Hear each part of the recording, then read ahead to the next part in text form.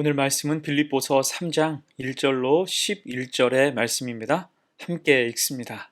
끝으로 나의 형제들아, 주 안에서 기뻐하라. 너희에게 같은 말을 쓰는 것이 내게는 수고로움이 없고 너희에게는 안전하니라. 개들을 삼가고 행악하는 자들을 삼가고 몸을 상해하는 일을 삼가라. 하나님의 성령으로 봉사하며 그리스도 예수로 자랑하고 육체를 신뢰하지 아니하는 우리가 곧 할례파라. 그러나 나도 육체를 신뢰할 만하며 만일 누구든지 다른 이가 육체를 신뢰할 것이 있는 줄로 생각하면 나는 더욱 그러하리니 나는 8일 만에 할례를 받고 이스라엘 족속이요 베냐민 지파요 히브리인 중에 히브리인이요 율법으로는 바리새인이요 열심으로는 교회를 박해하고 율법의 의로는 흠이 없는 자라. 그러나 무엇이든지 내게 유익하던 것을 내가 그리스도를 위하여 다 해로 여길 뿐더러 또한 모든 것을 해로 여김은 내 주 그리스도 예수를 아는 지식이 가장 고상하기 때문이라. 내가 그를 위하여 모든 것을 잃어버리고 배설물로 여김은 그리스도를 얻고 그 안에서 발견되려 함이니 내가 가진 의는 율법에서 난 것이 아니요 오직 그리스도를 믿음으로 말미암은 것이니 곧 믿음으로 하나님께로부터 난 의라. 내가 그리스도와 그 부활의 권능과 그 고난에 참여함을 알고자 하여 그의 죽으심을 본받아 어떻게 해서든지 죽은 자 가운데서 부활에 이르려 하노니 기쁨을 빼앗기지 말라라는 제목으로 말씀 증거합니다. 진짜 신앙인은 기쁨을 가진 사람입니다. 믿음의 기쁨이 없으면 가짜지요. 늘 근엄하고 엄숙해 보이는 표정으로 일관하는 것이 경건이라고 생각하는 경향이 있는데 그것은 잘못된 거예요. 참된 기쁨이 있어야 됩니다. 마르지 말아야 돼요. 그 기쁨을 가장 강조한 서신이 빌립보서겠죠. 그래서 빌립보서를 읽어보면 탁월한 힘이 있음을 알게 됩니다. 읽기만 해도 은혜가 되고 힘이 나요. 사실 빌립보서를 쓸 당시에 바울은 감옥, 가택, 연금 중에 있었습니다. 그것도 바울이 어떤 큰 죄를 지어서 감옥에 들어가 있는 것도 아니었죠. 단지 복음을 전파하며 유대인에게는 율법을, 로마인에게는 전통을 어겼다는 죄목이었습니다. 억울함이 가득했어요. 하지만 바울은 꿋꿋이 감당하며 그 속에서도 하나님을 통해 또한 교회와 성도를 통해 얻은 기쁨을 선포합니다. 흔들리지 않는 거예요. 기쁨을 잘 지켰습니다. 그렇다면 우리도 바울이 강조하는 기쁨, 그 기쁨을 빼앗기지 않기 위해 어떻게 해야 할까요? 두 가지 생각을 해봅니다. 첫 번째, 바리새주의를 경계해야 됩니다. 1절로 3절까지 말씀 봅니다. 끝으로 나의 형제들아 주 안에서 기뻐하라. 너희에게 같은 말을 쓰는 것이 내게는 수고로움이 없고 너희에게는 안전하니라. 개들을 삼가고 행악하는 자들을 삼가고 몸을 상해하는 일을 삼가라. 하나님의 성령으로 봉사하며 그리스도 예수로 자랑하고 육체를 신뢰하지 아니하는 우리가 곧 할례파라. 아멘. 특히 오늘 2절 말씀은 한마디로 바리새주의를 뜻하죠. 바리새인들은 흔히 이방인을 향해서 개라고 폄하하고 조롱했습니다. 그리고 하는 일마다 행악을 일삼아서 자기 이익을 쫓았고 정죄의 시선으로 사람을 평가하기를 좋아했어요. 또한 할례받은 것을 자랑스럽게 여겨서 그 행위 자체를 신성시하면서 자기들만 구원받은 선민이라 생각했습니다. 그래서 이런 바리새주의는 기쁨도 없고 감사도 없는 형식주의와 외식주의를 상징하게 이르렀습니다. 이에 바울은 2절에서만 삼가라는 말을 3번 반복하죠. 다른 이들이 아니라 바리새주의자 자신이 개들, 행악하는 자들, 몸을 상해하는 자들이라는 것입니다. 여러분, 이런 바리새주의로 대표되는 형식주의와 외식주의가 왜 나쁜 것일까요? 그것은 신앙을 추상화하기 때문이에요. 이때 신앙이 추상화되면 믿음의 지향점, 목표도 희미해지고 의미 없이 그저 행위만 남게 됩니다. 하나님의 말씀이 아니라 사람의 말, 사람의 탐욕만 남게 되는 거예요. 그리고 거기에서 만족하게 됩니다. 그런 의미에서 바울은 3절에서 진정한 할례파, 진짜 성도가 누구인지를 말해주는 거예요. 그것은 하나님의 성령으로 봉사하며 그리스도 예수로 자랑하고 육체를 신뢰하지 않는 사람이라는 것입니다.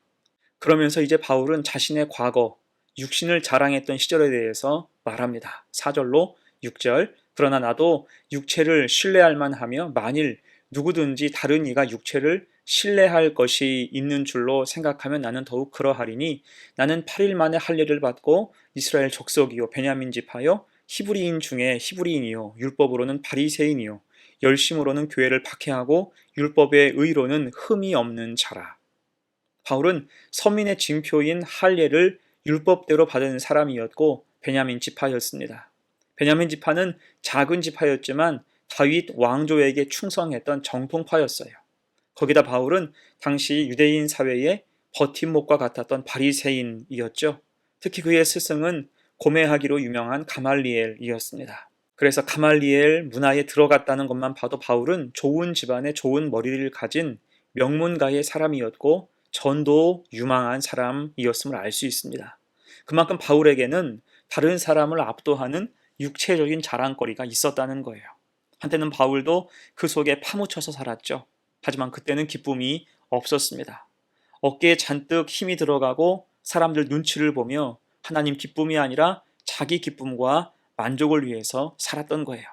하지만 이제는 어떻습니까? 7절, 8절이에요. 그러나 무엇이든지 내게 유익하던 것을 내가 그리스도를 위하여 다 해로 여길 뿐더러 또한 모든 것을 해로 여김은 내 주 그리스도 예수를 아는 지식이 가장 고상하기 때문이라. 아멘. 주님을 만나자 달라진 것입니다. 주님을 소유하자 그동안 자신의 자존심, 자랑거리, 세상의 기쁨은 다 사라졌다는 것입니다. 대신 갈라디아서 6장 14절에서 이렇게 말씀하죠. 그러나 내게는 우리 주 예수 그리스도의 십자가 외에 결코 자랑할 것이 없으니 그리스도로 말미암아 세상이 나를 대하여 십자가에 못 박히고 내가 또한 세상에 대하여 그러하니라. 아멘. 여러분, 그래서 우리에게도 간혹 올라오는 교만함, 세상의 기쁨, 쾌락주의, 바리새주의를 이기는 비결이 무엇입니까? 주님을 바로 아는 거예요.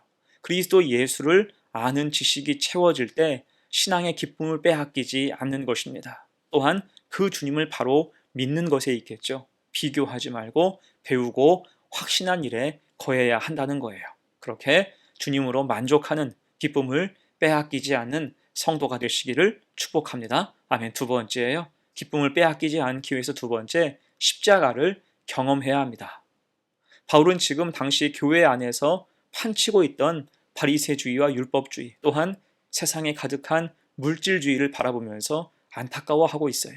이미 그 모든 걸 경험해 봐서 그것이 얼마나 공허한 것인지를 아는 것입니다. 그러면 바울은 그런 세상의 가치를 어떻게 처리할 수 있었을까요? 그것은 십자가를 경험할 때 비로소 정리되고 처리됐습니다. 기억해 보십시오. 바울도 율법에 매여서 탐욕과 정죄의 눈이 어두워서 율법적인 공적을 세우기 위해 다메섹으로 원정을 갑니다. 그리고 그 길에서 주님을 만나게 되죠.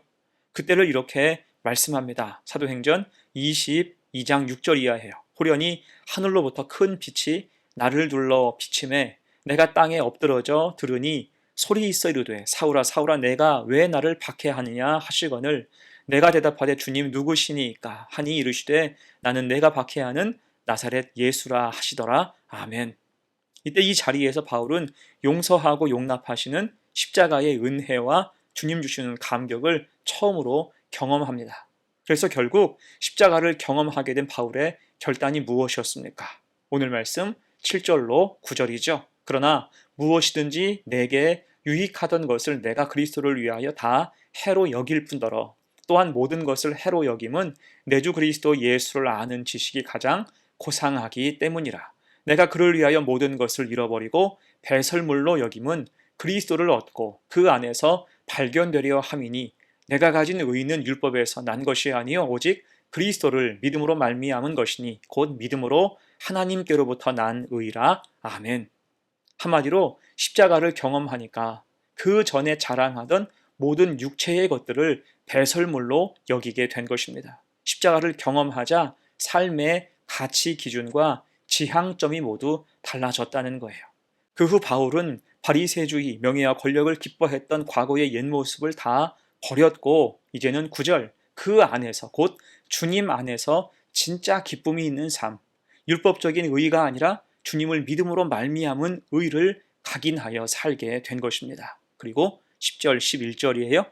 내가 그리스도와 그 부활의 권능과 그 고난에 참여함을 알고자 하여 그의 죽으심을 본받아 어떻게 해서든지 죽은 자 가운데서 부활에 이르려 하노니 아멘.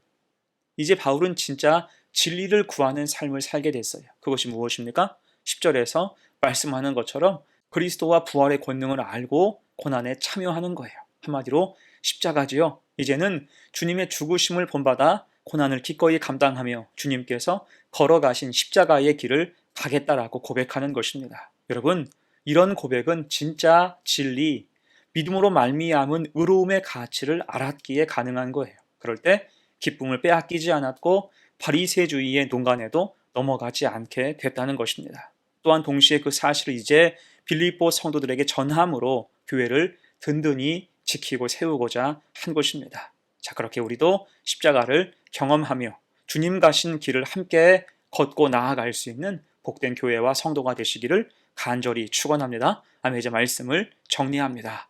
여러분, 악한 마귀는 자꾸 우리가 가진 신앙의 기쁨을 빼앗으려고 합니다. 바리새주의를 심어주려고 해요. 또한 형식주의를 부추깁니다. 이에 맞서서 성도된 우리는 주님을 알고 십자가를 경험해야 하는 거예요. 참 진리를 찾고 따라가야 할 것입니다. 그러면 기쁨을 빼앗기지 않게 되고 믿음을 잘 지켜낼 수 있는 거예요. 오늘 바울처럼 그렇게 바리새주의를 경계하고 십자가를 경험하며 헛되고 악한 것을 밀어내고 오직 은혜와 진리의 길로 기쁨 가지고 나아갈 수 있는 복된 성도가 되시기를 간절히 축원합니다. 아멘. 함께 기도합니다. 은혜로우신 하나님, 오늘 바울처럼 우리도 기쁨을 빼앗기지 않게 하옵소서. 빌립보 교회를 대적했던 율법주의, 바리새주의의 침범을 허용하지 않게 하시고 주님을 알고 믿고 따르며 십자가에 합당한 삶을 살아가게 하여 주옵소서. 그 전에 우리가 자랑했던 육체의 것들을 배설물로 여기게 하시고 이제는 오직 예수, 은혜와 진리를 따라 살아가게 하옵소서. 감사드리며 예수님의 이름으로 기도합니다. 아멘.